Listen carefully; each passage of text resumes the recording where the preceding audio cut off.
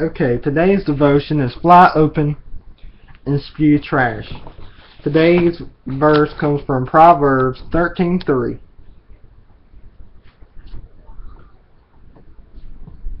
He who guards his mouth preserves his life. He who opens his lips comes to ruin. And also James 3:4-7.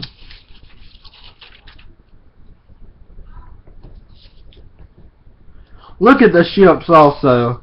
Though they are so great and are driven by strong winds, they are guided by a very small rudder. Wherever the will of the pilot directs, so the tongue is a little member, and boasts of great things. How great a forest is set ablaze by a small fire. And the tongue is a fire.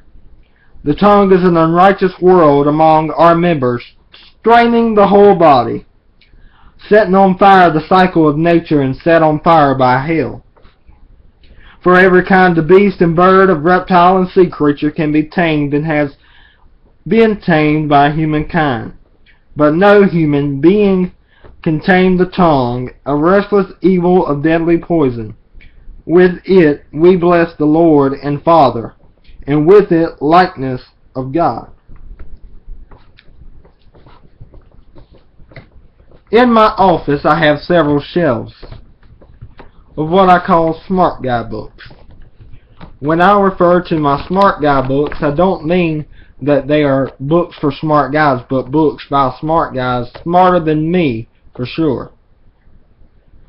Anyway, in one of my smart guy books it says, self-control is one of the hardest character traits to achieve, because it means denying what comes naturally to our sinful nature and replacing it with a controlled, godly response. Some of the hardest things to control are our thoughts and our words. It's so true. How many times does our mouth just fly open and start spewing trash that we later regret saying?